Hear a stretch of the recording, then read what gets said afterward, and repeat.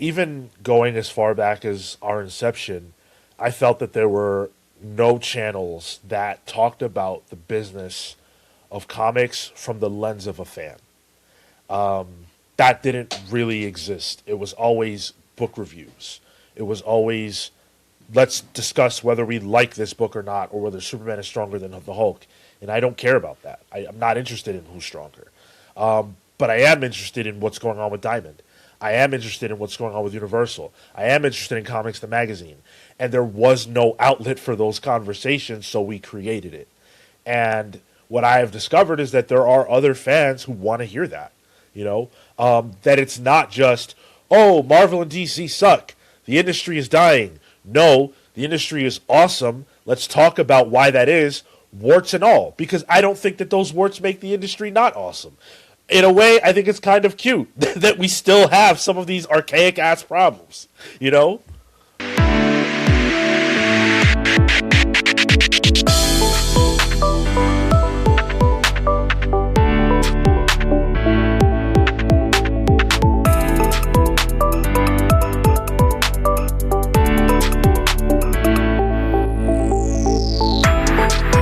Hi, my name is Adam Freeman. This is Comic Industry Insiders, a podcast where I get to talk to the people behind the scenes of the comic book industry and kind of get to know them and what they know that you can take to your business or career in comics.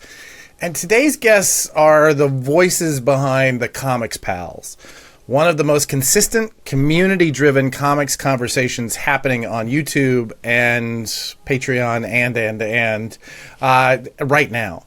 Week after week, they're live, breaking down new releases, debating industry news, spotlighting creators, and doing the thing that actually keeps this medium alive, talking about the comics they love like they matter. Not just as IP, not just as collectibles, but as an art form, as a business, and as a culture. The Comics Pals aren't a hype machine or a hot take factory. They're readers. They're critics. They're fans who've put in the reps, building trust with the audience by showing up and reading the books and being honest about what worked for them and what doesn't. Joining us today are members of the Pals crew. They have become really, I think of them as friends. I hope that they think the same of me. Sean BARTLEY and Marco CUNALATA. Let's talk about how they built the show, what they're seeing in the comics market right now, how creator-driven media fits into the future of fandom, and why showing up every week still matters. Hey, we do that here, I think. We missed a couple. If you care about comics as a living ecosystem, retailers, creators, publishers, and readers all in conversation together, not only is this going to be a good one, but these guys are going to be people you want to get to know. Sean, Marco, welcome to the show, my friends. Thank you. Thank you for having us. This is wonderful. I personally love everything that Prana is doing. I love tuning in on Tuesdays to the live streams, and it's an honor to be on this channel and to hear an intro from you, somebody who I genuinely look up to in this industry, saying those words about us. It's very, very kind. Thank you. Oh, stop. Listen, we all have a path, right? We all have a path to get to where we are. And we're all spending every day doing the same thing, right? Just staying on the path, just striving towards the next thing. So, believe me, there's plenty of people way further down the path than I am. So I appreciate that. Hopefully you've gotten something out of this, because the point of all of this conversation we have is to teach, right? Is to learn and to kind of share information as we get it. And you guys do a really great job with that. Tell us about when people ask you what the Comics Pals is, how do you lay it out? I feel like it's, I think you said it pretty well. It's community first, community focused. We're there to talk to our pals, our friends, not only in the industry, behind the scenes, like yourself, Adam, and first and foremost, the fans. So I think it comes from the place of how do we talk to them like they're intelligent readers who have opinions, who have nuanced opinion about the books that are coming out, about the news that's happening, and how we collectively support the thing that we all love, the thing that we're all here to do, and that's read comics and promote comics, good comics. Good comics, promoting the good stuff, right? Yeah, it is the difficult thing in this like hot take world of everybody wanting to like have something to knock down. Do you have internal rules that you now you have a third partner in this, Tyler, who couldn't be here tonight, and tell us about Tyler. The quirky one of the group, the lovable rapscallion. Sean, any other adjective to throw in there? I think you did a pretty good job. Rapscallion's good. Yeah. So what roles do you three play? Like week to week, you're building something here that is, I will tell you, I've done your show, your Saturday show. Yeah. I don't know if you do others. I know that you have a pretty dynamic forum somewhere. I know at the Patreon, actually, it has some of that. Describe to me how it all kind of fits together and what your workflow looks like around it. So, first of all, I really want to tug on what you said about the hot take culture that we live in and why we're different than that. For me, growing up, I never felt like there was a space where I could go to talk and listen about comics. I didn't grow up with friends that read comics.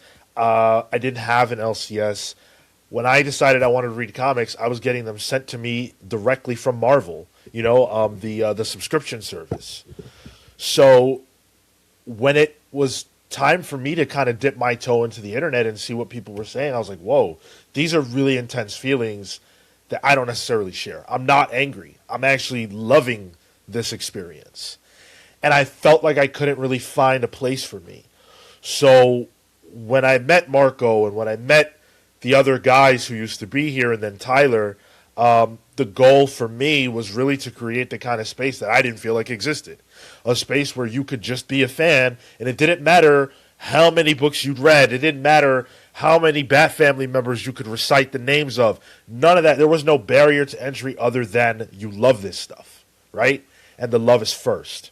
So to that end, I believe, and I think Marco will agree, it's important to share love first. Yes, we do talk about things we don't love, but if I didn't love this, I wouldn't be here. And there are some people in the space who are here that doesn't feel like they have all the love. The love is what allows us to do this as often as we do it. Every single Saturday for the last 9 years. Thursdays, every Thursday for the last handful of years. Yeah. Tuesdays at least once a month. And then we have, that's our live schedule, and then we also record videos. So we are always working. That's 3 shows a week you're doing live? Is that right? Correct. Yeah. Plus other video, plus whatever conversation is having online. Do you have like a Discord? We've got the Discord, we've got the Patreon. So yeah, there's a constant conversation. That's exhausting. That's a lot. It's an incredible feat that you have. And how big is the Comics Pals umbrella now? Like when you're looking at the number of, I don't know, hit me with some stats. Number of subscribers, number of Patreon patrons. Is that how that works? Yeah. What does that look like?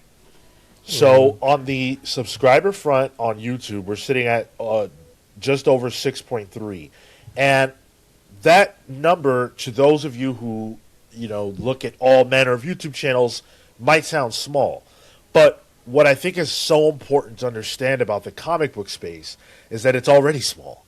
So when you can curate an audience of people who come and want to hear what you have to say and support, those smaller numbers actually can matter a lot. In addition to that, we've got a Discord that serves just shy of 500 people. That's a pretty large Discord for a comic book based show. It's the largest one that I'm a part of that's not like a Marvel or DC based Discord. Yeah. Wow. That's incredible. And those are active users? Those are like active. Yeah, the Discord fantastic. Is 24/7. We have multiple time zones. There are multiple meetups. Everywhere. If I'm looking at your Discord on a day-to-day, what is the conversation there look like? Like, what are the people that are going to that community? What kind of connection are they looking for? One of the things that gets tossed around is that third space. I think that exists in a physical sense, but it exists online as well. And I think this is a kind of a respite from some of the negativity online. We always are confronted with, hey, this is a very positive way to look at the industry, and when you come into the Discord, that's what you see. There's a lot of love, as Sean mentioned. That's first and foremost. A lot of positivity, but also a lot of critique. Again, these are smart readers. These are people who are engaged week to week, month to month. Maybe they pick up a trade or two. So the level of reader is varying, and ultimately, what you're gonna come across is just fans talking about the things that they want to: Marvel, DC, indie books, old school books, new books. You name it, if it exists in comics, we're probably talking about it. But like a third space, you go into your comic shop and you'll talk to your buddies about the comics, but sometimes that conversation can deviate and you might end up talking about music and television and all those things. Right. Our Discord server is like-minded people talking about all manner of things that we are entertained by, everything that we love. And one of the things that really changed in my mentality when we started the show and when it became more community focused is I've learned how smart people are who love comic books. Because before, my thought process was always like, power scalers, angry Spider-Man fans. But no, there are a lot of super smart people who really care, who read deeply and want to talk about that without all the noise. And that's what you get to do on our Discord. I'm curious to know, like, how you handle the curation of, like, those voices, because I will say that I've been in a lot of online groups, and they kind of oftentimes devolve down to, there's a reason social media has just become so toxic. It's because the hot take is what wins, right? The negativity wins, and that tends to be towards people as well. And the online communities I've been a part of that were a positive influence on my life and on the lives of others were usually because they were very there was a lot of moderation. Let's put it that way. And that's part of the reason why I haven't gone down this road, is that, we didn't necessarily have the bandwidth for that moderation. Can you talk about, like, having given that little TED talk, what are your guidelines for guiding that conversation, or are you just hands off and let's see where it goes? Like, what does that look like for you? I think the thing that we do is we lead by example. The show is live, it's public, and so you get to see how we interact, right? Yeah. And that sets the tone. That sets the tone for, you're going to come join us. This is sort of the maybe expectation to some degree. This is how we want to talk about the books. This is how we want to interact with our community. This is how the community should interact with itself. Sure, we have our rules page, your basic whatever standard fare, right? But obviously, I think us as those almost leaders in behavior, decorum, that's sort of where it comes from. And we see that because then from there, that kind of inspires, people in the Discord to do things, not, I wouldn't say our way necessarily, but to do things that are in support of or that are inspired by our ideas. And so you get to see that proliferate on the Discord. That's really wonderful. Does it ever get out of hand? Do you ever have to, like, put your foot down? For sure. Yeah. The band hammer gets thrown around for sure. We're always, I feel like we don't always have to mediate to a close degree because, again, the pals themselves will kind of call things out, but we're always there for support. Yeah. I'm remembering looking at one of your videos, and I don't remember which it was. It must have been, I don't know if it was one of the ones I was on or what, but somebody came in with some real negative comment on YouTube, and your answer to them was, yeah, this is probably not the place for you. Just keep moving along. You're good. It's all right. We're good without you. It's fine. we don't need you, which I respect the hell out of. All right, so let's, if you don't mind, I just want to jump around quite a bit here. Tell me about your meet cute. Like, where do you guys? It sounds like you two are the kind of core of this community. Where do Sean and Marco? How do you two sync up, and what does the original concept of this look like? So, this all spawned because Marco, myself, and three of the original members of the show all worked for a website that used to exist in the comic book space but no longer does. We wrote for it. Marco did audio work for them. And that website, the ownership was toxic. And so we left. It was based out of New York, so we would meet regularly to work there at the owner's apartment. But we decided to leave, and I had a connection with this guy named Pete, who was one of the people who was a part of that group. And we really liked each other, so we said, hey, let's do this for ourselves. And we picked Marco, we picked a couple of other guys, and the Comics Pals were formed. That was in 2016, 2017. It's gonna be 10 years. Yeah. 10 years. So Marco and I are the most tenured remaining members because, we started it in our mid-20s, and life goes on, People had to drop off for their own life reasons, but we still love it, and we're still here. Wow, that's incredible. That's I really. All right, I'll ask you offline who that. I'm sure it wouldn't be that difficult to find out who the site was. I'm curious though. Oh, that's incredible. So, what were the things that you wanted to bring with you to this experience? Like, what were you missing at that time that you really wanted to build on? I think intelligent conversation. We wanted to definitely we are a group of, I think, critical-eyed readers, and so just having that conversation about the art, about the craft, that was always something that we were hungry for.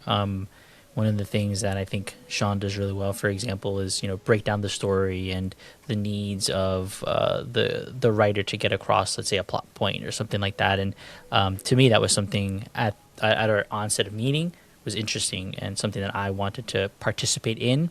And I think we kind of found ourselves wanting to participate in that conversation and then put that out into the world. What happens when we open that up to others, and what will that get back to us, if anything at all? We didn't the first couple years, but if I could just add on to that, even going as far back as our inception, I felt that there were no channels that talked about the business of comics from the lens of a fan. That didn't really exist. It was always book reviews. It was always, let's discuss whether we like this book or not, or whether Superman is stronger than the Hulk. And I don't care about that. I'm not interested in who's stronger. Right. But I am interested in what's going on with Diamond. I am interested in what's going on with Universal. I am interested in Comics the Magazine. And there was no outlet for those conversations, so we created it. And what I have discovered is that there are other fans who want to hear that. That it's not just, oh, Marvel and DC suck. The industry is dying. No, the industry is awesome. Let's talk about why that is, warts and all. Because I don't think that those warts make the industry not awesome. In a way, I think it's kind of cute that we still have some of these archaic-ass problems, I was literally just talking to somebody who works at had to talk about this. Let's say a major corporation in our space, right? And they were talking about somebody on their team who comes in from kind of outside, more like big entertainment, like Big E entertainment. Yeah. And having to explain to them, no, it just doesn't work. Here, it doesn't work here like it works anywhere else. Comics builds itself up from the inside and then pushes out. It doesn't draw from the outside, and we push up and out into the world.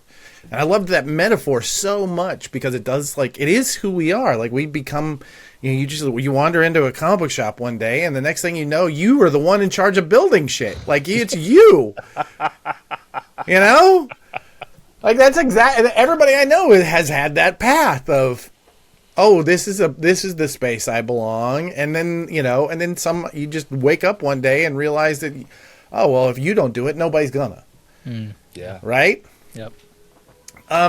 So why aren't there more communities like yours? Like, we've talked a lot on this channel about kind of journalism and the loss of that old school of journalism, and you guys really kind of fit that space that we were trying to fit when we were, I don't know, interacting with, I'm sure, whatever site it was that you were on, right? Or any of the other comic sites that were the ecosystem that we all promoted in and around.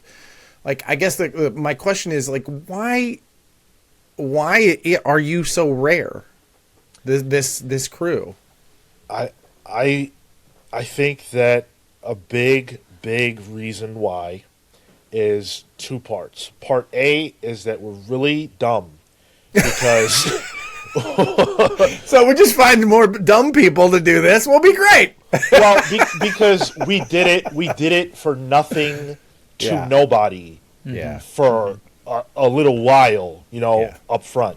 And most people would have quit. And I think a big thing that separates us from others is just consistency. That is a big word and it's a big commitment. And when you do it in any aspect of your life, you're going to see results. The other answer, the B part, is the reward of consistency that we are now benefiting from. It is very challenging to create a sustainable monetary system within our space. And we have figured out a way to do that. And we are continuing to build upon that. The fact that we're able to make money talking about comics with our friends, to our friends, is something that I think is very difficult to manage. And I consider myself lucky that I get to do this with people like Marco and Tyler, who are as committed, as dumb, but also as in love with comics as I am. Right. Is that it, Marco? Is it how dumb you are? Maybe not just me in particular, but but I think definitely there is there's some silliness that comes with it, and that is the kind of thing that if you're meeting somebody in real life, that there's a charm to that. But I think that it extends to talking to people online. There's a charm to that. There is a bit of silliness. People get in on the joke, and that informs the community. We have long-standing bits that people will jump in and out for, will comment on videos for, and it's part of being on the inside. And as long as you do that over that time to that consistency point that Sean made, you get more and more fans like that. And so it definitely is those two pillars. And honestly, logistics. I will always shout out a good schedule. Oh, right. I mean, I keep telling people that I think that this podcast that we're both doing right now only really worked because I was convinced that if we only had the right 200 people watching, that would be enough, right? Just the right 200, and that seemed to be the case. Once we got to 200, it was paying off. And two, we were going to do it every week, no matter what. We were just going to show up, just keep showing up. And I think it's that trust, right? It is just building trust in people that know that if they invest in time in you, and if they give you a certain amount of trust, that if you will continually earn it, that they do show up, because that trust is so difficult to build, and you have to build it over time. It's why people will tune into the same news anchor for their entire life. Yeah. Watch Jay Leno. I mean, he's not even on anymore, but watch whatever the Tonight Show every night religiously because of that trust factor, because they will always be there for you. Yeah, right. And if I may, you talked about the 200 fans, right? Yeah. And I think that there's something so analogous of that between comic book sales and what is required to keep something like this going. Because look, it takes a lot of people to go to a movie to make that justifiable, because it costs millions. But to keep a comic book going, you really don't need that many people to keep going and buying. They just got to continue to do it. Yeah. If those same loyal few continue to go, that's a book that will stay on the stands. And I think the same thing is true for podcasts like this. The same thing is true for our channel. There are other channels in our space that are a lot bigger than ours. However, they don't necessarily have the reliability in their audience to show up for them and to be a part of the Patreon and to super chat and do all those things. Yeah, no kidding. Well, so talk about that. I mean, you guys are always, I mean, you seem to be everywhere that needs to be in order to monetize this kind of crowd. That it has to feel it always feels weird to me to ask our crowd for money. And I don't know why I haven't been able to break that barrier. Like I know that, that we could be selling advertising, but to whom, right? Who wants to hit these few hundred people? We could be doing Patreon. We could be doing like those super chats on the live shows and such. Talk about it. Were those decisions hard for you to make, or am I just like a weird non-capitalist? I feel like I'm a capitalist. I don't know why this is so difficult, to be honest. Yeah. There were a lot of meetings. They were definitely hard to make, and from my mind, it's added commitment. So if anything, it's like doubling down on what you have. Hey, yes, we were going to meet every Saturday, 10:15 for the next X number of years. Same on Thursday, and then same as you add increments, right? And so as we added shows, we grew bigger. The commitment grew, and so if anything, I think the love deepened, that fire deepened, the passion deepened. But I think. Yeah, that seems to, from my perspective, one of the core pieces for it. And so, what does that break down for you? Like, I don't want to dig too deep into your business, and feel free to tell me to mind my own. But how does that break down for you financially? Like, what is that? What are the components? Is it the super chats? Are those the biggest piece? I know that you have the Patreon. Those numbers are fairly visible. Like, what does it look like for you? My biggest thing with monetizing is I didn't want to do it if we could not make it very valuable. Mm-hmm. Value. Big word, big letters, all capital, bold. Value. Okay? And so for me, everything on our Patreon is something that I personally know is value. Something that I have made sure is worth your money.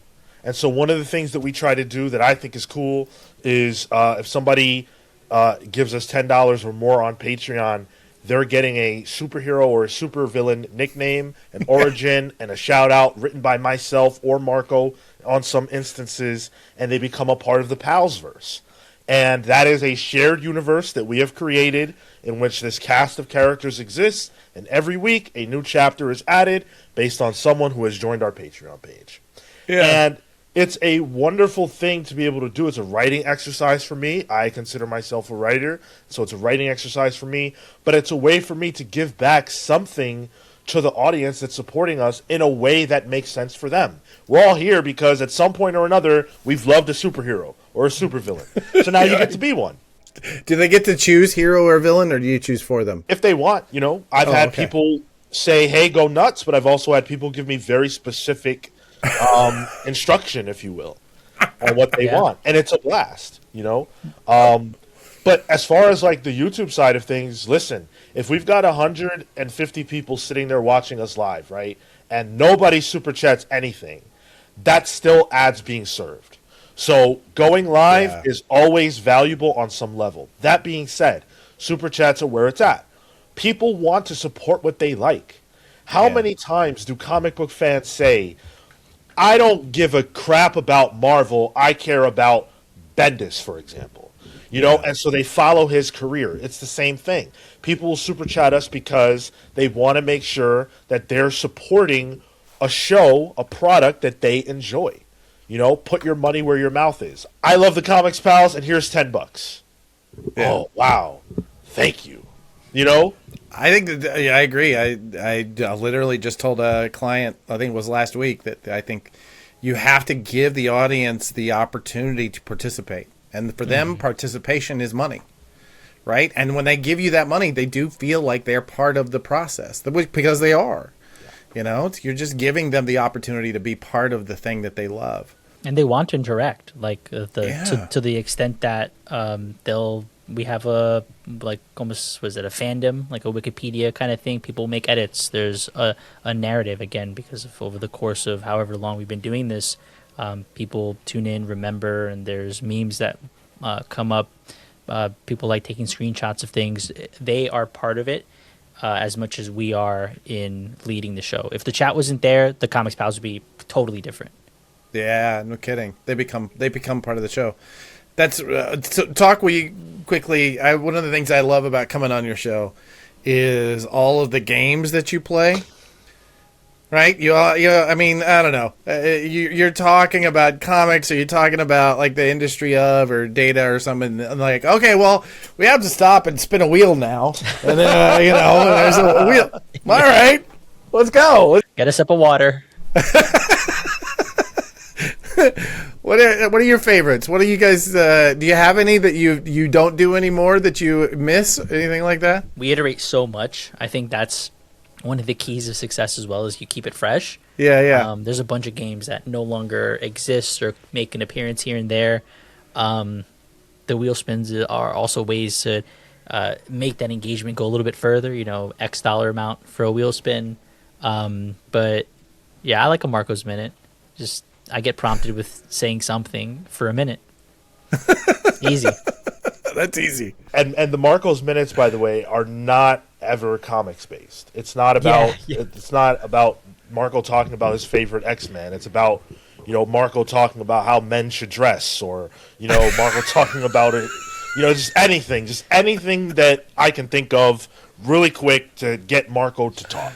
Yeah. The reason why we do the wheel spins is because if somebody's going to donate 10 of their hard-earned dollars to us, we want to be able to do something. So boom, you donate those $10. Now we're going to spin the wheel, and it might land on a revelation in which I have to talk to you about the time that I met Rosie O'Donnell. That could be what happens. And it makes our show dynamic, and it means that you're never going to watch the same things unfold twice. You don't know what to expect. And if you love comics, great. But by the end of the show, you're going to love us. That's really good. Man, that's really good. All right, we're going to be stealing from you guys quite a bit more than we do already. All right, I am realizing that we didn't get a piece of this. You guys have talked a little bit about Tyler and what he does. Marco talked about you, Sean. Sean, what is Marco? What is his superpower? What does he bring to the table? Marco brings a lot to the table. Marco has done a lot of different things for us over the years. When we first started, Marco edited our audio, so all of our breathing and our ums and ahs, Marco was all over that. He doesn't do Thank that you, anymore. Blake, for making us sound good. Shout out to Really, you. dude. Thankfully, because most of our stuff is live now, Marco doesn't have to do that, but he stepped into the role of sort of like a CFO. He manages and tracks all of our money, makes sure that we're on schedule financially. He handles all the conversations with the bank and all that kind of jazz. But then he's also our scheduler. If you're emailing with the Comics Pals, there's a pretty good chance you're emailing with Marco. So he has a good rapport and ability to speak with all the people who we engage with on a weekly basis. Yeah. And then Right as on. far as on the show, he's really great at analyzing artwork and story. On our Pals Pull shows where we're digging deep into comics, Marco is a big asset because I like really cool stuff and I don't always know how to explain that. But Marco can tell you something is cool and tell you why. Okay, Marco, 2 questions. Yeah. First, what is the most underrated line on the masthead? Right? So of all the people that are working on a comic book, who is the most underrated? A letterer.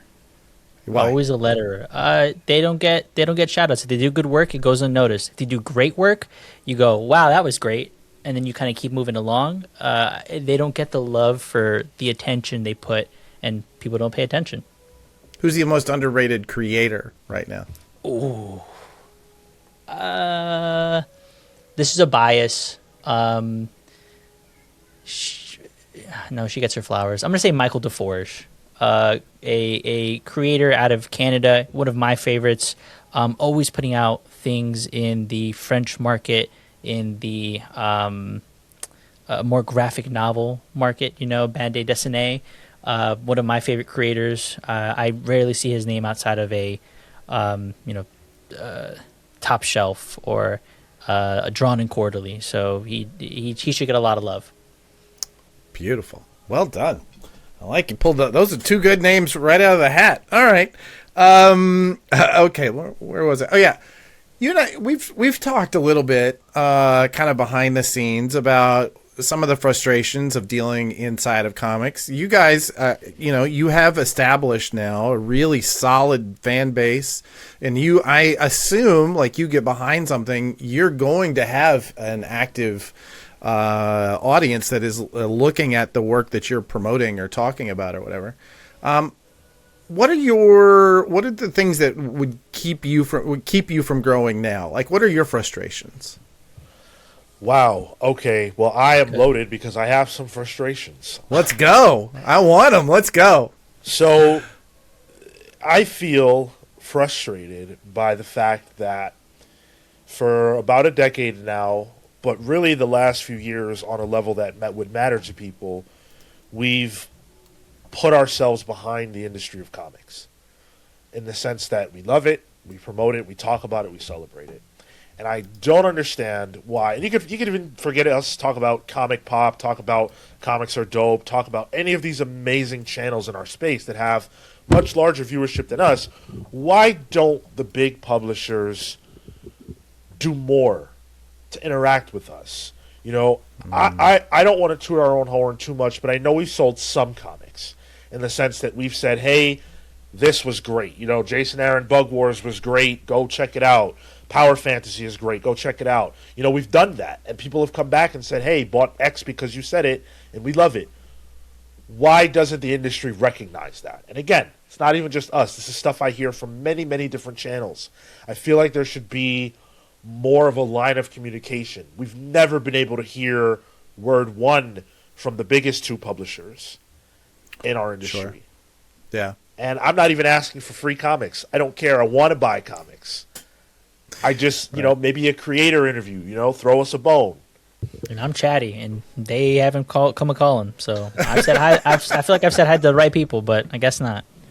Even if you get to close to the right person and they go, yeah, what they're saying is, I'm just going to keep saying yes until you go away, and then I can go do my job, So, yeah, you do really kind of have to scratch real hard at that surface. It's not an easy one to get at. All right. Well, I hear that. Anything else? Like, are there any other, like, aside from access to, say, creator interviews and that sort of thing, is there anything else that you've been, like, what takes you to the next level? Here's a better question. What is the next level? What is the next level for the Comics Pals? What does that look like? So we do these statuses weekly. We had a big one at the beginning of the year. Yeah. It's one of those things, future planning. How do we do these things? How do we make it better? How do we make it bigger? I'm going to speak for me on this one, but I think the next level is a little more pie in the sky, but maybe a lot like in-person live event or space, almost studio. I think we have a great rapport online, but I'm curious how the dynamic changes and how that influences the flow, the presentation, the seeming feeling of the viewer into us, maybe sitting on a couch hanging out. How does that affect the interest or growth of the show? So for me, I think that's one of the next places is, are we ready for a studio space? Are we ready for, how are we facilitating the technical aspects of the show? I don't know that there is we do this and we reach a new level or a new plateau. I think about us like a comic book like Poison Ivy, a book that was supposed to have a very short run and has now extended its run into the 30s and maybe even the 40s down the road, where we're getting people through word of mouth one by one. That is what has worked. That is what I think will continue to work. And iteration.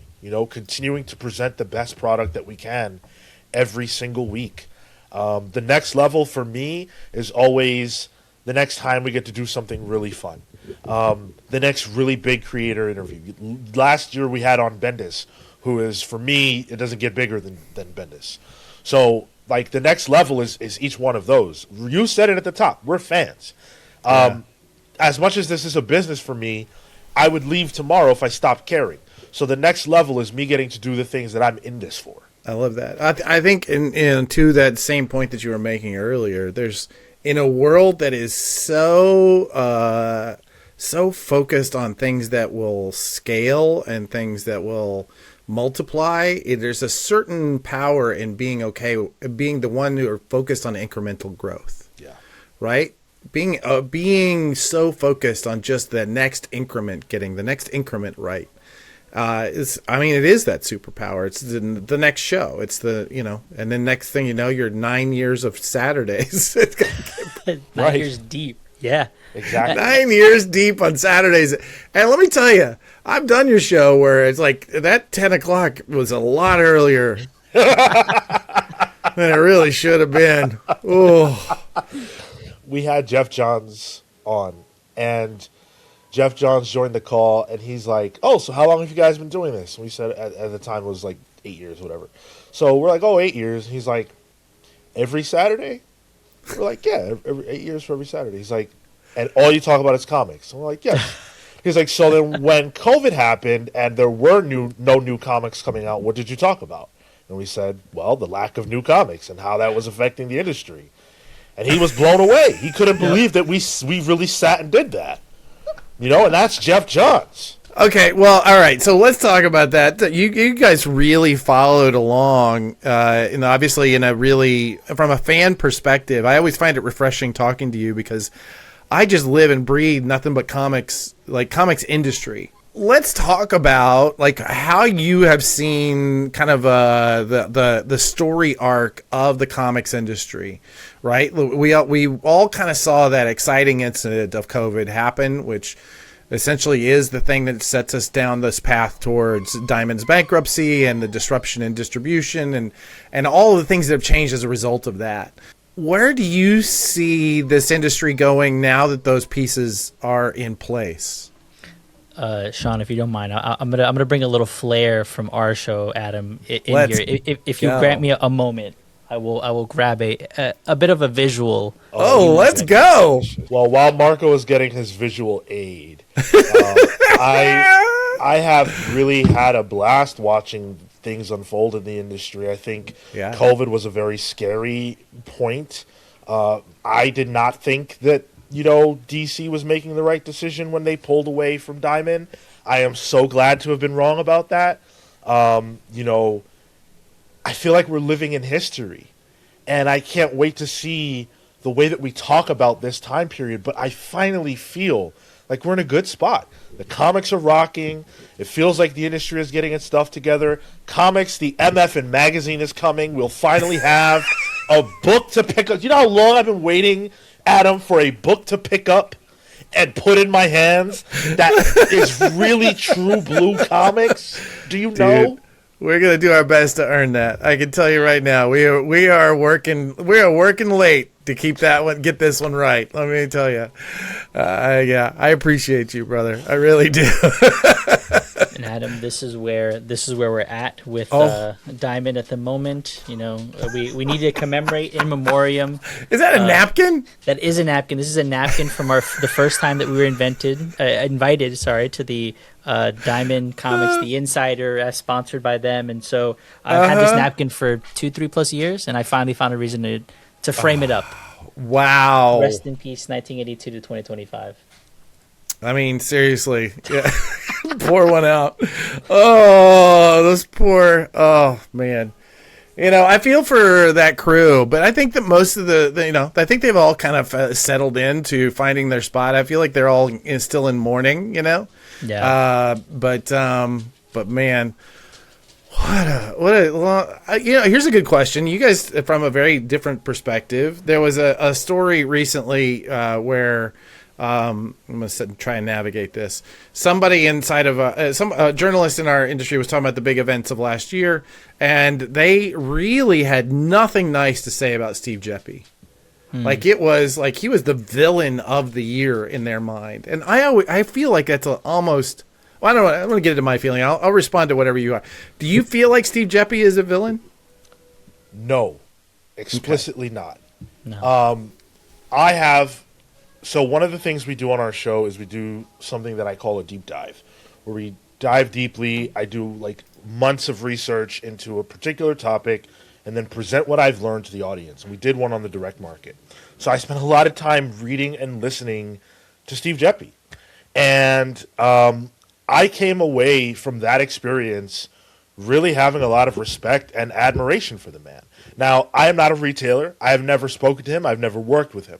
But from what I can observe, this is a guy who, from the 80s, only set out to be an asset to comics and kind of got put into a position of becoming a monopoly that was never necessarily what the goal was. And so, were there warts along the way? Yes. Was Diamond a perfect company? Absolutely not.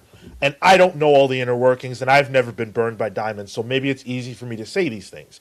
But I think there is sometimes, unfortunately, a joy that people get out of dunking on someone and choosing a target. And it feels like Steve Jeppy is the target that was chosen for wrongdoing that Diamond may or may not have done that we don't all know the particulars of. And so for me, I like to stay out of the dunk fests because I don't have all the data, and it's rarely ever that black and white anyway. And I think to just that point, I think it also comes from a place of ignorance for a lot of people. Maybe obviously that individual will have had information, but it will come away with an opinion. But I think for the casual fan, and one of the things that we help to facilitate is we try to bring more information, present it to the audience, and that's what Sean and the deep dive is meant to do, to facilitate that conversation outward so that we can all have a better conversation about what it means, who Steve Jeppy is, how we should sort of think about the industry. So I think, a level of sympathy is definitely needed, but a level of research. There's a lot of people who are going to read the headline and be like, yeah, actually, you know what? That Steve Jeppy guy, but nobody goes a little bit further. To my mind, he's just he's a complex character, right? I mean, he did reach the highest of highs, and if his Instagram is any indicator, maybe I'm sure has some regrets on that level, but he did. I know just from every time I've talked to him, the guy lives and breathes comics. Like he just, and I don't know. I always have a soft spot for anybody like that who just, if you come to this from a point of passion for the industry and for the medium and the fandom and for all of it together, like it doesn't matter. You might hate me, I might hate you, but I'm always going to have a love for you because you stayed in it, right? Because it does its best to spit you right back out. Well, you're a historian far more than I am, Adam, so I would love to throw this question in your court. What happens in the 90s and the early 2000s if, say, there is no Steve Jeppy and there is no Diamond? I mean, 90s, late 90s, early aughts, right? Yeah. So the early 90s are the go-go speculator boom, right? We had a pretty massive die-off of stores. We hit from we're in the 5, 6, 8,000 range, and then out of that we kind of came down into the 2,000 to 3,000 range and really stayed there. Arguably, it's really difficult to understand why that is, because it's such a consistent number in an industry in a world where those brick and mortar store counts just drop like a stone everywhere else, right? I mean, if you're a pet food supplier, you're a pet food mom and pop, you're much more likely to go out of business than if you're a comic book store, at least during that period. And I think that there's, it's impossible to have that conversation without knowing how much that Diamond became the bank of comics. Right. Like, they were borrowers and lenders. They were extending credit lines for stores that needed help. They were doing back debt deals for people that needed help. They were also borrowing money from larger companies to do that. They were, there's a story on our channel. Man, that dog. There's a story on our channel about how, Bill Shanus, at the time, made an effort to keep CrossGen open. And this was after CrossGen. This is a publisher who was like really kind of spent a big splash in the mid to late 90s. Like, they had said some really awful things about Diamond. And yet, like, Diamond did its best to keep them alive because the stores needed them. Right?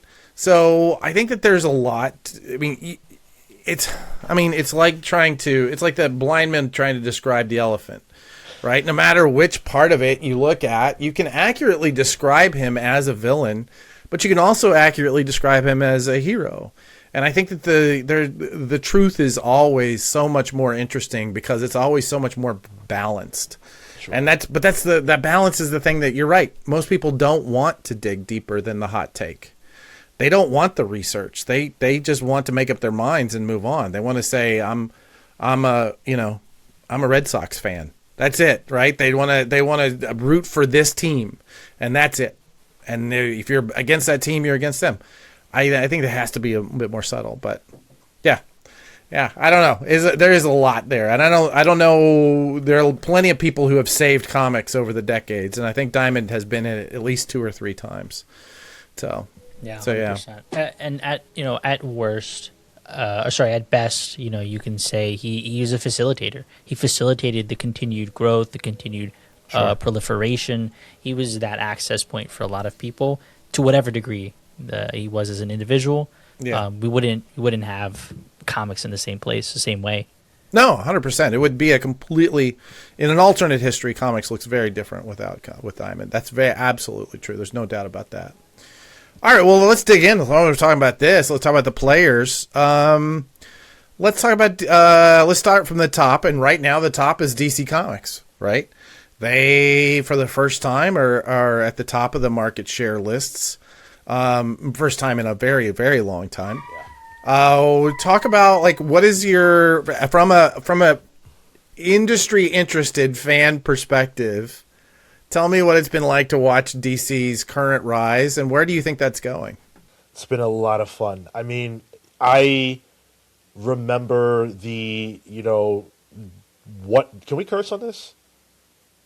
I remember absolutely the what the fuck DC days of the 2010s where, the New 52 started off really strong, and then it was like, wait, what the fuck, DC? What is happening here? And it feels like the DC of old would take 1 step forward and then 2 steps back. Whether it was creative, whether it was a business choice, whatever it was, it always seemed like DC would shoot themselves in the foot more than anything else. And Marvel would work because they were just steady. Whereas right now, it feels like we have a leaner, bolder, more focused version of DC under the stewardship of Marie Javins and Jim Lee and Anna DePais and everybody else, who are taking big swings, but making sure that every single one of them is backed by intelligent creative, by creative that excites fans, keeps them coming back, and, by the way, brings in new readers, which is something we have not figured out how to do in quite some time. And so I think that when I look at DC, I look at them as doing just about everything right, and that's not just because DC's the exciting wave right now with their storytelling. It's because of Compact Comics. It's because of Absolute. It's because of their outreach to young people. It's because of DCKO Digital Day and Date, which is bringing readers on. It's all these choices that they're making that are leading directly into sales and growth. How can you argue with that? Just tacking on that, the forward looking, the direction, it feels like DC is locked in and they have a plan. They know exactly what the next thing that they're going to execute on is because they had already thought through it months ago. They got their ducks in a row, and something like the Vertigo relaunch, We're here to contain the creators, the stable that they have, be able to promote more work under this banner of independent feeling, creator led, creator focused, the next level initiative after DCKO. All of this is planned, timed, coming out on schedule, and introducing people to what the format of Big Two comics should be in an idealized world. We should be getting the next event that is fun, that should lead into the next big story, that then should also allow the publisher to have universes like Absolute, to have a Vertigo, to have whatever else they might want. And I think they've been really successful at that with a plan. Do you think that that plan involves them bringing the DCU into the Absolute? Does the Absolute become the DCU? We talk about this quite a bit, and there is a tightrope assumed. that DC has to walk, because a lot of the success of the Absolute universe, like, yeah, every activated reader is probably reading one Absolute book, at least one, right? But that's not enough. It's not enough for DC to reach into the pool of readers that already exist. In order to dominate the market and compete with Marvel, they have to do what they've been doing, which is outreach, reaching outside of the pool of activated readers. Look at manga and the readers of that. Why are they reading it? What can we do? Look at Absolute Batman. It looks like a manga. Some of those, like Bane's design, feels very manga inspired. And so I think they are making decisions that are reaching out to the people who could like a comic, but don't know that they could. And so what happens when you combine the Absolute with the mainline is that you're taking the advantages that the Absolute has of it being continuity free. I mean, it has continuity unto itself, but nothing prior to 2025, I guess. You get the ability to have that and chart a brand new course for these characters. Once you mash these universes together, that idea is annihilated, and we go right back to the problem we were already having. So I don't think there's a ton of value in incorporating them into each other. All right, let's go to Marvel. Right? They were the dominant power. They still put out more SKUs than anybody else in the industry, right? Talk about the arc that has led to here and where you think that's going. And more importantly, do you care that Brian Michael Bendis is going back to Marvel? I, for one, don't have the same sort of affinity, and that's just where I started in my comics reading. That wasn't my era, that wasn't my writer. So from that end, the announcement, outside of knowing that there is tenure and knowing that there is good craft there, the return doesn't feel as momentous for somebody who didn't already experience that. I don't think that communication has been as awe-inspiring. It hasn't really tickled me. And as far as what they're doing at the moment, it feels like the priority has been and continues to be the Ultimate Universe, 100%, over anything else. And that has put a damper, I think, on mainline, whereas we'll make the comparison, DC feels like it's treating both, with equal respect, equal love, some equal attention. And it doesn't feel that way on the Marvel front. I think there is a plan, but that plan and the way that it's unfurling hasn't been clear. We've gotten not necessarily misdirection, but there's been a mismanagement of external comms, and that has confused readers. It's confused us on the show. There are expectations that are being set that aren't being met, and then they're being totally turned up on their own heads. And so from that end, it feels like they're shooting themselves in the foot. There are pockets of brightness, but the structure, Marvel as a ship, it's sailing in the dark. 3 things that they need to do to change that. I think they need to plan out the next 2 to 3 years in a better way so that as those things come out, it feels like they are telling us what to expect and how to expect it, so that way we're primed, we're excited. I think also they need to treat some of their characters and lines a bit better. We fell off on the show, maybe except for Tyler, on the X-Men, to be honest. That was such a huge property coming out of the era of House of Powers and House and Powers, rather, and a lot of excitement there with Hickman, but that excitement has kind of died down. It sort of fell apart, lost momentum. So I think addressing core and key characters is something that they need to do. And then on the other end, I think new creatives. We need new voices. We need individuals who are hungry to output good work, and that the publisher allows for them to do that. Do something a little different, do something very different, frankly, and garner that interest through interesting storytelling. Before we leave the big two, which movie are you most excited to see? Avengers Doomsday or Supergirl? Doomsday for me. Supergirl? Oh, Whoa, look at that. Split decision. All right. I'm a huge Marvel guy, so Yeah. it will always be my answer will always be Marvel. same for DC. And I am excited for Bendis, by the way, coming back. Yes. You're the huge Marvel guy. You answered my DC question, and Marco answered the Marvel question. It's fascinating to watch the two of you because at no point do you like talk over each other. You like somehow, I don't know. I like how in sync you are, and yet it's funny that you both took the opposite take. I love that a lot. Okay, let's see if we can't figure out if we can't get you to talk over each other for a minute. Tell me about Image Comics. What is Image Comics today? Image Comics today is a place where you can still go as a creator. I think nowadays you might have to be a little more established than you did before, but it is still a place you can go to get your, creator-owned book off. But I think they've evolved. I think they found, a balance with IP. Skybound has been a massive success for them, and the Energon Universe stuff is undeniable. In a lot of ways, I look at what Skybound does as a North Star for the industry. You have Invincible with Invincible Universe Battle Beasts, introducing blind bags into the mainstream. Now there's a flood of blind bags. Invincible got there first. Robert Kirkman is always on the cusp of what is coming next and what is hot.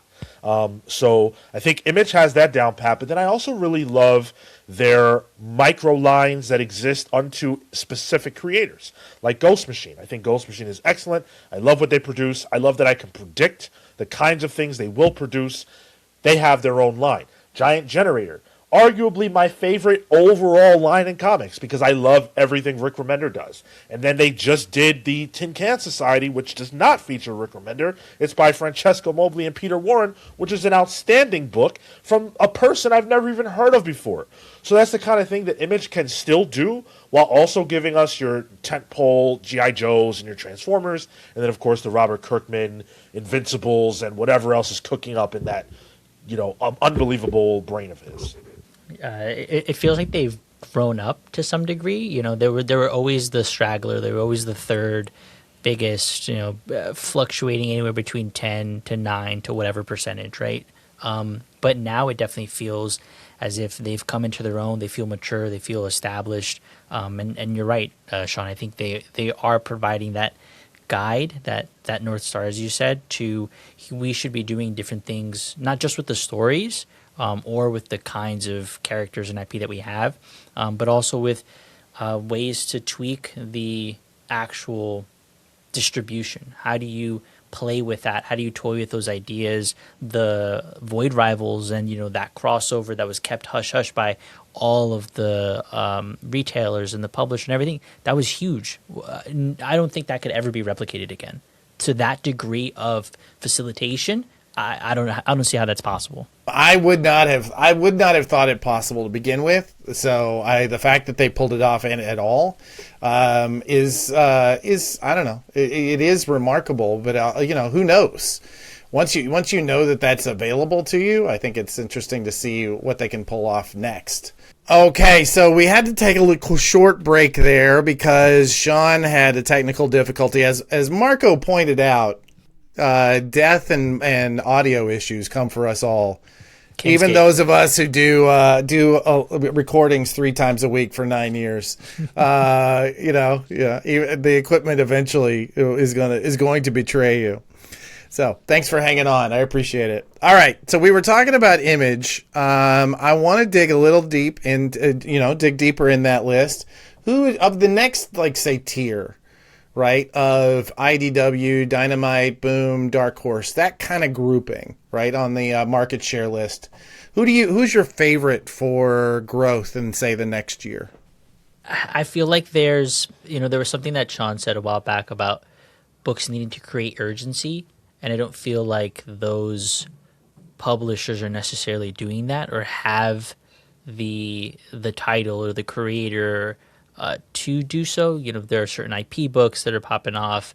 Definitely, you always have the Power Rangers of the world. You have your Teenage Mutant Ninja Turtles. There's a lot of nostalgia that's kind of being baited on, but even successes like Beneath the Trees, for example, those are flashes in the pan. I don't know if there's a strategy around that, and it's hard to replicate success like that when there isn't a structure. As you can already tell, Adam, I'm a very process oriented individual. They don't have a plan. I don't know what I'm doing.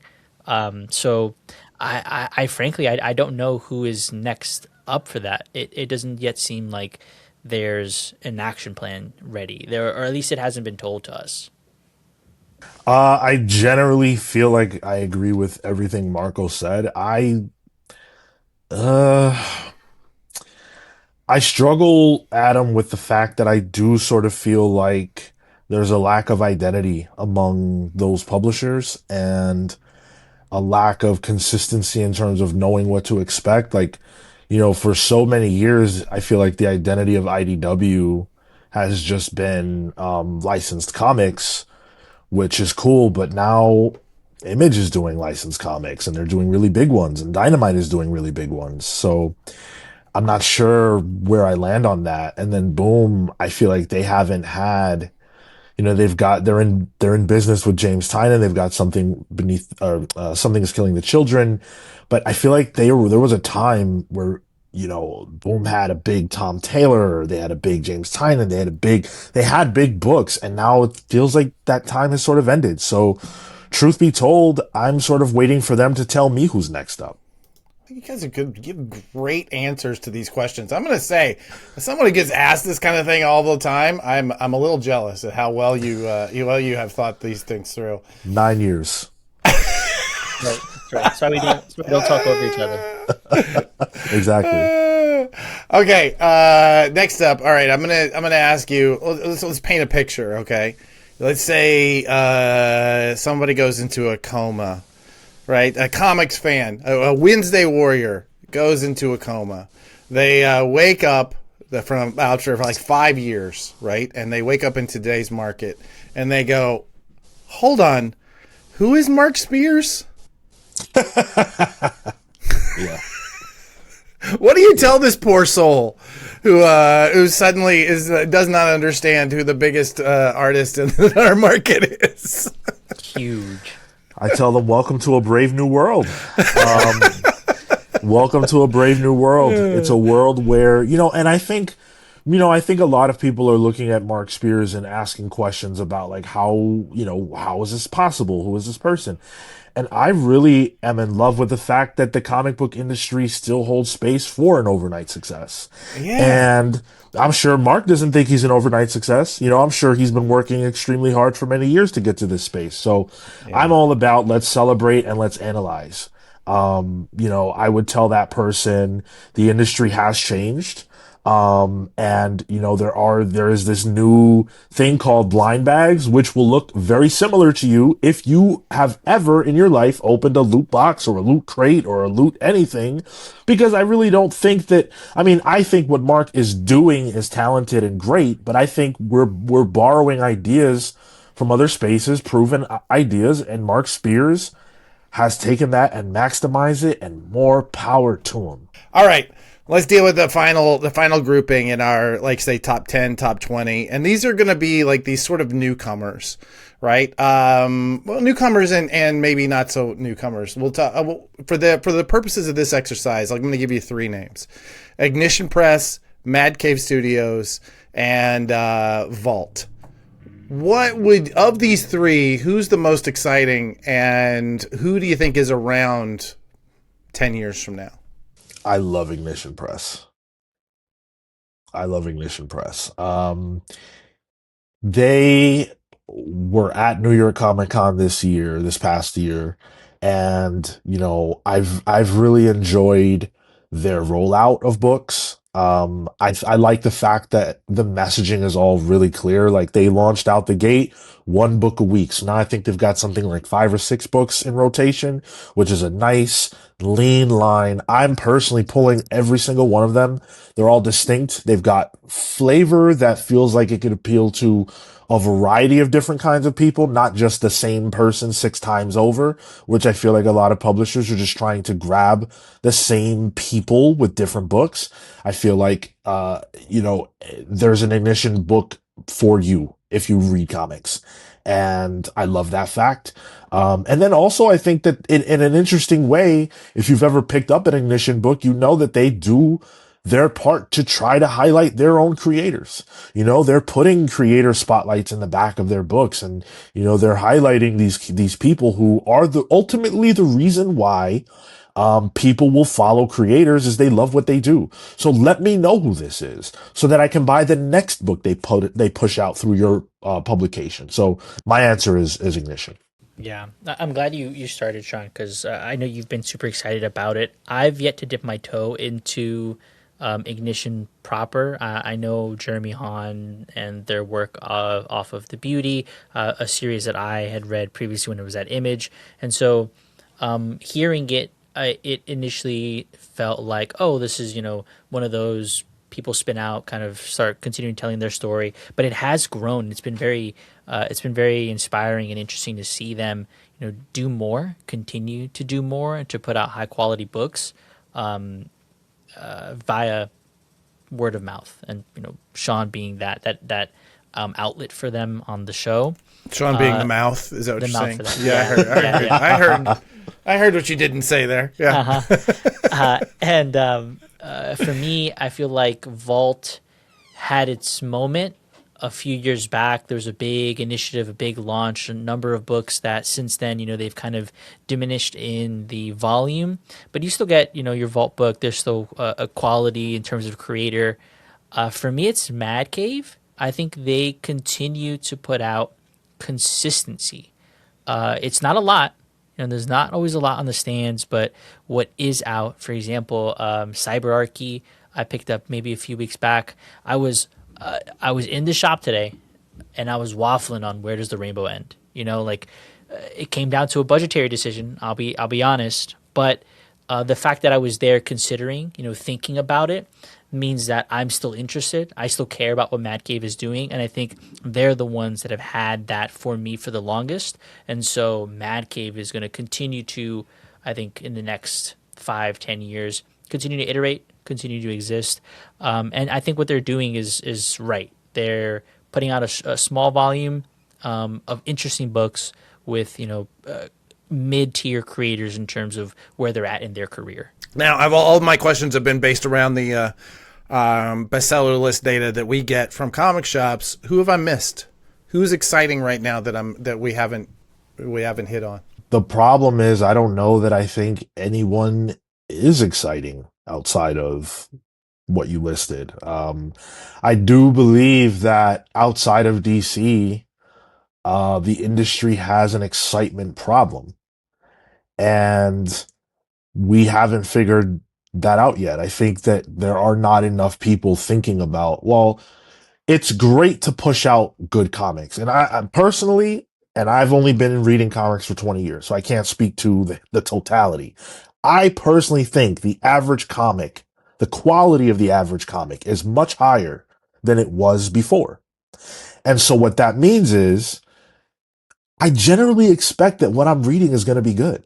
That's not enough. It's not enough that I have a good experience. You have to get me excited. And I don't feel that coming from a lot of publishers right now. It doesn't feel like they've got the hot hand. It doesn't feel like they have the hot indie title that everybody needs to be reading. I don't feel that. For me, what's been interesting has not necessarily been those other publishers.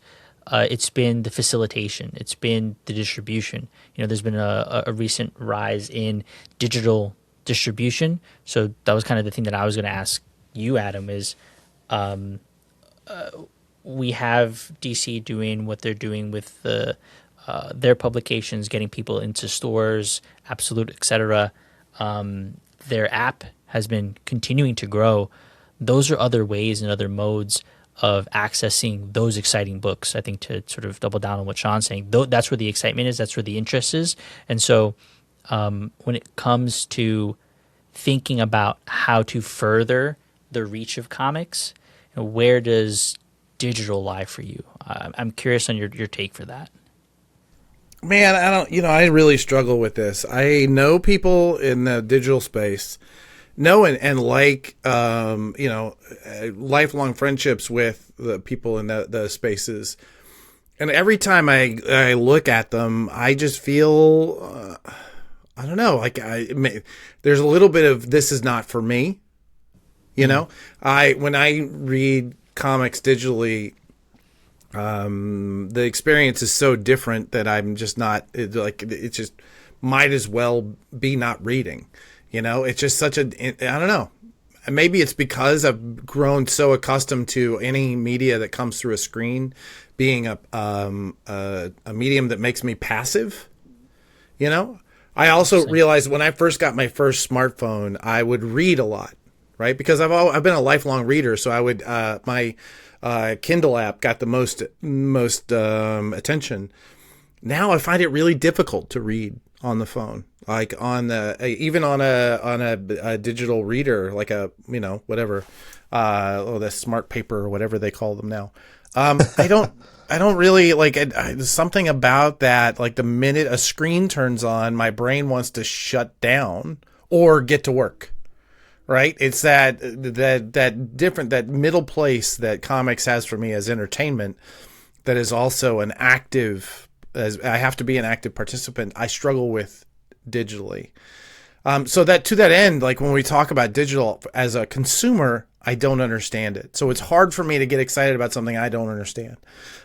Now, that said, it's undeniable that Webtoons is got multiple titles that have seen more than 1 billion sets of eyeballs, right?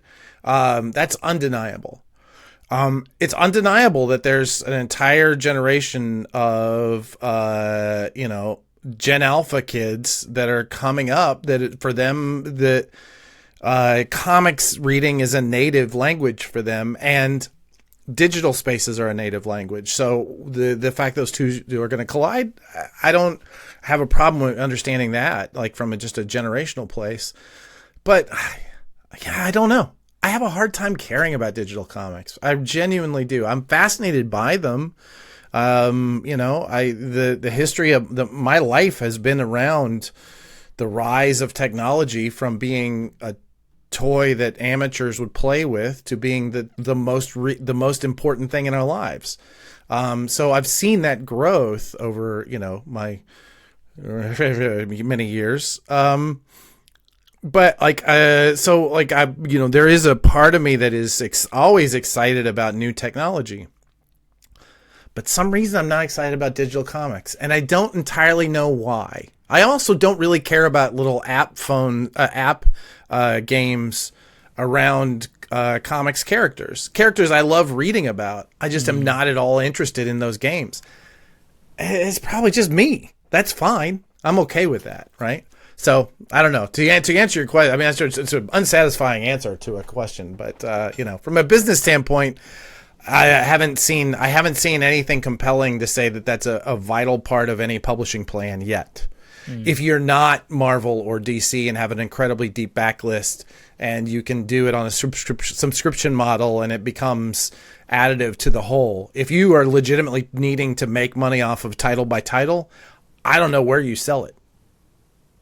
See, Adam, I don't think you're alone at all, because what we know, I mean, you're a statistics guy and I love looking at the numbers too for this stuff. We know that the majority of Western comics readers, people who are reading direct market comics, the majority of them, the large majority, prefer physical. That is a reality that has not changed in the last decade. If anything, I feel like in some ways we've doubled down on that reality.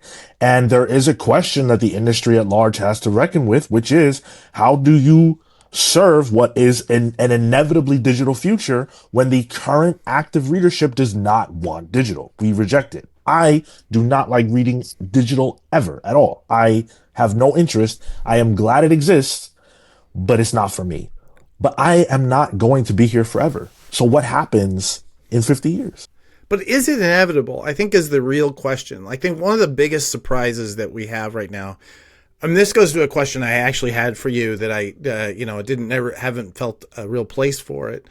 Is you talk about like the increase in sales, and you rightfully put the one of the biggest motivators for that, the content, right? DC is like finally figured out content, right? They figured out how to tell stories that get us excited.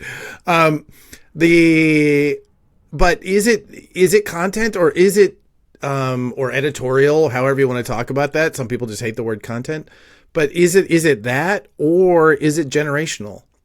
You know, we have an entire generation of 20-year-olds that are. I have a 22-year-old. We had this really amazing conversation about how many of her friends and she are doing their best to get rid of their phones. Like they don't want them. They want physical. They carry cameras to take pictures. They buy turntables to listen to music. They're buying cassettes, Sean. Yep.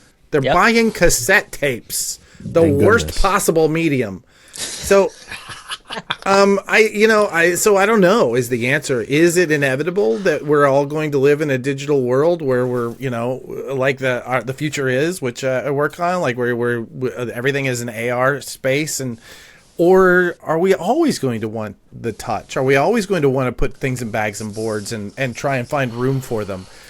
I don't know.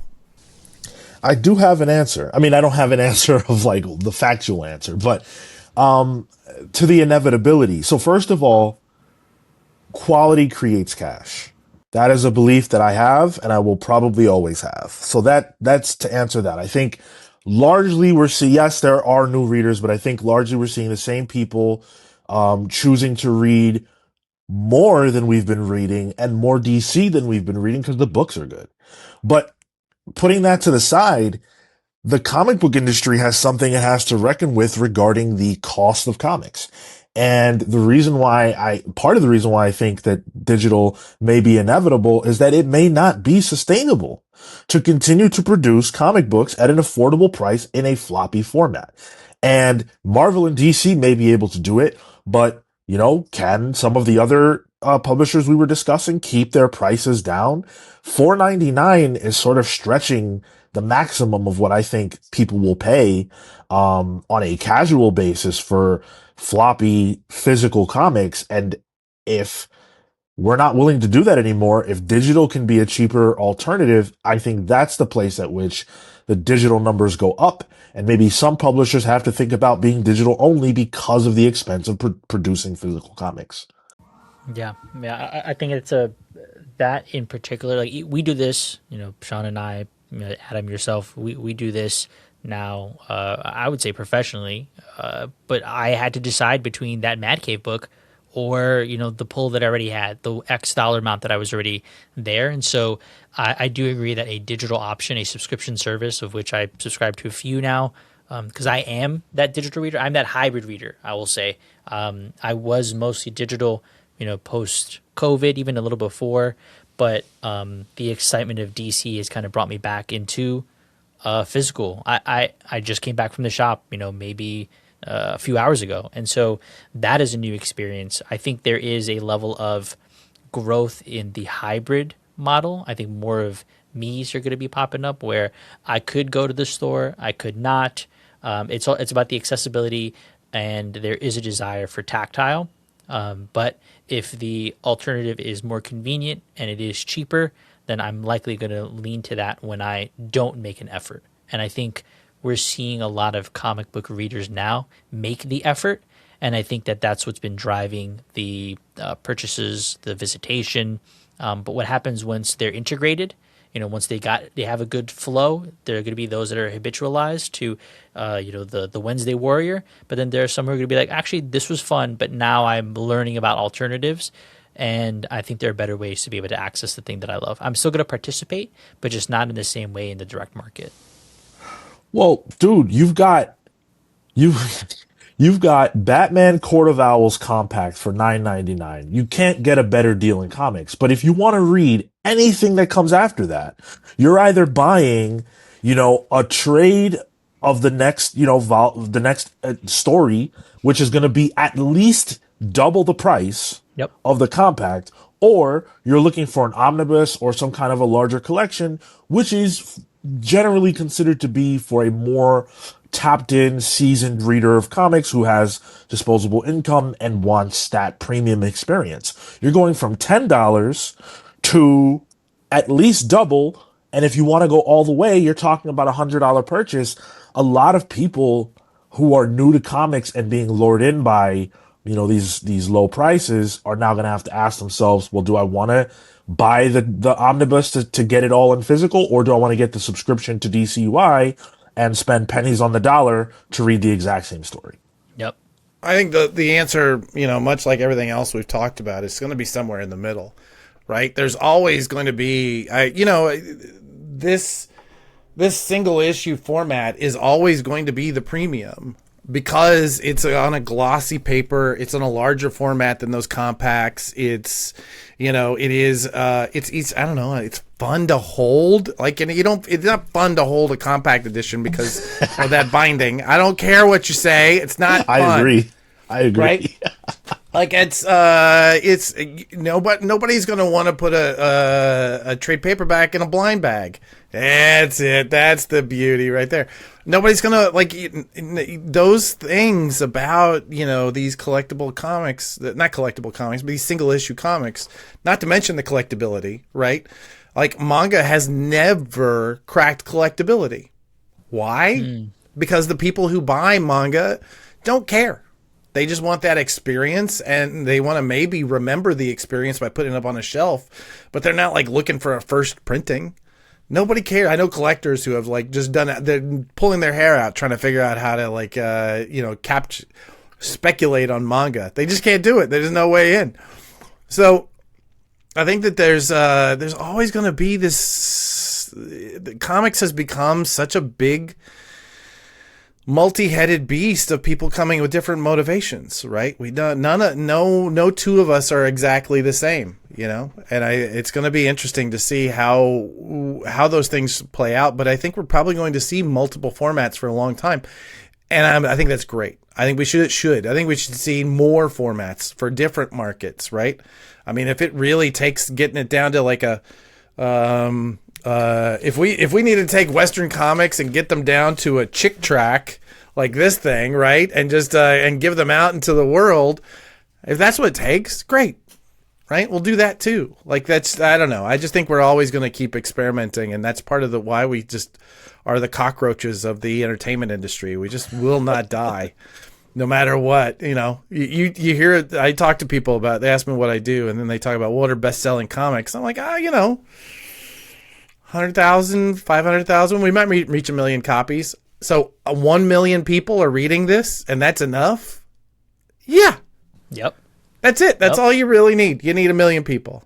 You really don't even need 3 million people. You need like 3,000 or 4,000 people to put a book like this out. Exactly. Right? That's it. The right 3,000 or 4,000. That's what it takes. Exactly. Yeah. So, yeah. Look at that, man. I feel like we found a loop. All right, I'm going to ask you the 3 questions I tend to ask a lot of different people, and then we can let you guys get to your evening, because you're going to have to get your sleep because it's Saturday morning is coming very soon. What do you think is the biggest? I want to hear from both of you on these. So I want eventually. It's going to be my own personal mission to get you to talk over each other at some point. What is the biggest risk facing the comics industry today? The biggest risk facing the comic book industry today is something that Dan Didio talked about in an interview that I've never ever been able to forget.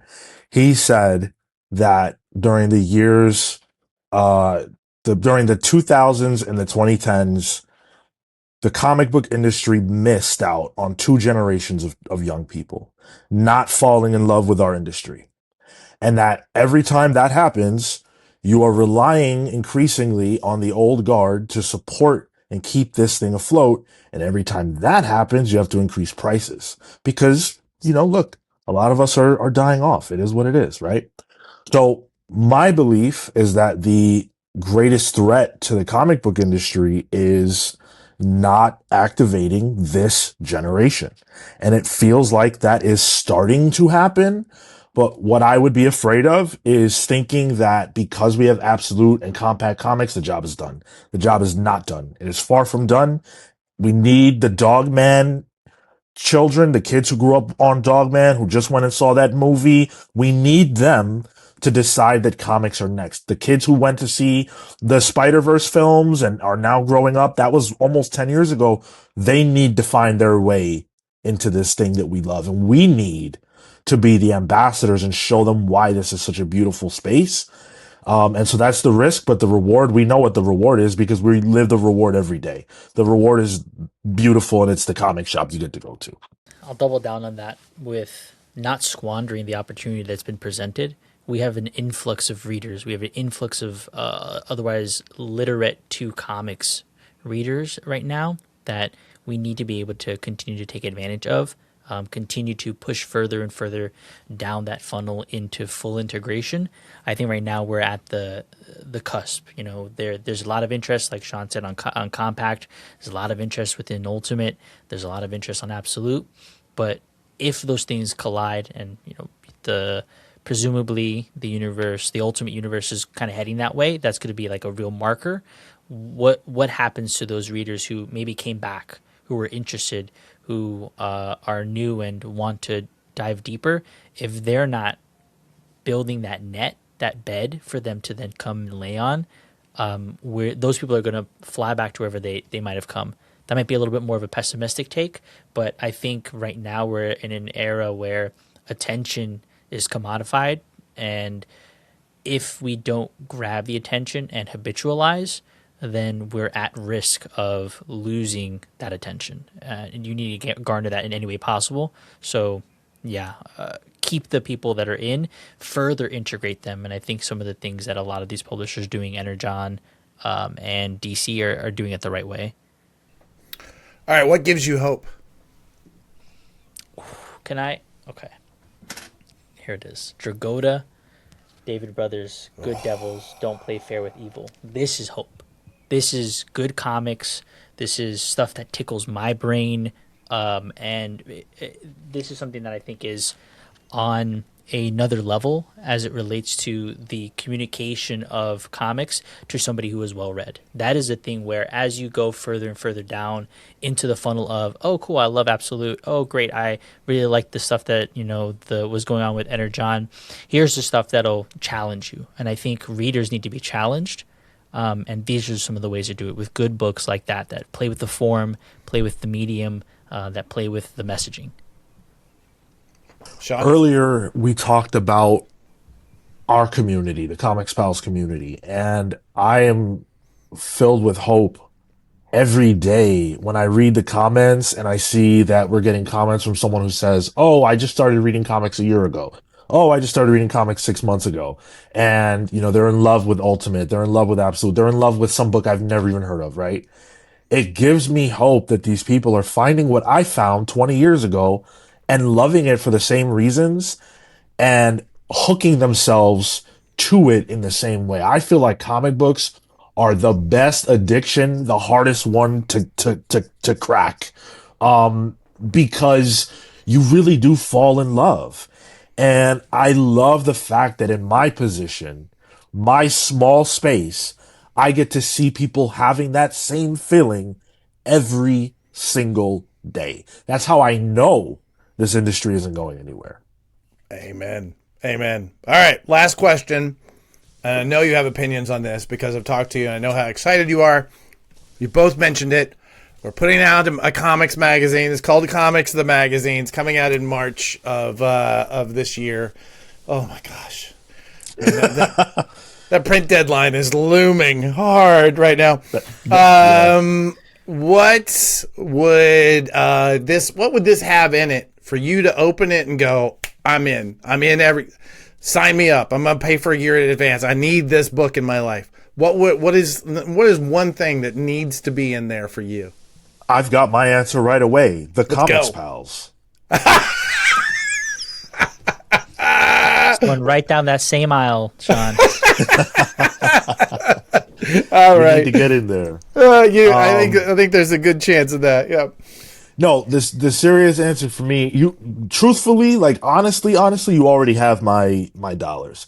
But putting aside my affection and affinity for you and what the project is, just analyzing it as a product, I really, really have wanted a comic book style journalistic bending magazine that not only provides some of the like fun stuff that Wizard had back in the day, but also the process parts and the creator interview parts that nerds like me want to check out. I think that there is a way to service the kind of fan who loves the nuts and bolts of comics, but also the cool like action sequences and well the stuff you guys are doing with Nick Dragotta. Like that's the kind of stuff that I need to see. Yeah. And nobody else has this. Websites don't have it. All the great comic book journalist websites that we had, nearly every one of them is gone. Comics Beat is one of the few that are left. And we don't have places to do this in physical anymore. So, like, again, thank you for creating this because I need this. And if I need it, I know there are other fans that need it. You are singing the song that we are leading the chorus in, and I hope that Yes. we're going to do our best to not disappoint. All right, let's CTA time. How do people find the Comics Pals? Here's what I'm going to do. Tell me how people find the Comics Pals, and then I'm going to give you one more prompt. Give me an activation for the audience. What do you want the audience to do after this episode is over? It's always the like, comment, share, subscribe. Make sure you come visit the Comics Pals, of course. But I think the more important thing is when you feel like you want to be able to talk about comics actively, you can obviously tune in and chat. We like to say you break lurk. You're not just there in the chat listening. You're an active participant. We're here with open arms. Be curious. Come to us. Ask for recommendations. If you join the Discord, that's probably the biggest CTA, because we have people there who aren't even necessarily watching the show. It's for the community. I think that's probably the most important aspect of what we do is we provide the space for a community. So come visit the Comics Pals and come talk to us. And if it's not us, come talk to other fans. Thank you, Marco, but I got to do that a different way. Yeah, The Comics Pals are live every Saturday at 10:15, Thursdays at 8 p.m. That's when we review comics. So if you just want to hear us talk about what's happening that week in comics, Thursdays, 8 p.m. Eastern live, come hang out with us. Our live chat's always a blast, and you'll find that there's a lot of interaction, and this will be a home for you. Saturdays, that's where we have guests on like Adam Freeman. That's where we're talking about the big picture industry stuff, the fun stuff. We're having a blast every single Saturday morning. I guarantee you there's nothing you can find on a Saturday at 10:15 a.m. Eastern more fun than the Comics Pals live stream. And if you disagree with that and you find something more fun, let me know so I can miss my show to go do what you're doing. Aside from that, if you love comics and comics are important to you, whether it's in our community or wherever it is you talk about them, talk about what you love. Put the spotlight on what you love, because that is the way that we proliferate this and get other people to know and want to be a part of this. It's not in the hate. It's always in the love. It's always in the love. Preach it. Yes, sir. Love it. Sean, Marco, this is exactly as much fun as I thought it was going to be, and my expectations were high. So thank you so much. As my own CTA, I'll tell you, if you're a comics industry professional, and I know there is a few of you out there, do what you can to get on their show. Reach out and let them know that you want to be on, because it is a good time. It's they are interested in our industry, but they are also interested in talking about their passion for the actual books. And it's rare that you see the two. You usually either see people who are like, just getting super nerdy, as Sean talked about Superman versus the Hulk, Or you see people, schmucks like me, who want to talk about the bullshit behind the scenes, and that's really boring. These guys, it's so exciting. It's so much fun. You won't need the second cup of coffee that you barely got sipped of the first one, because it starts so freaking early on a Saturday morning. All right. And that's all of our, as Marco said, like, subscribe, and all those things I'm really bad at. All right. Namaste, y'all.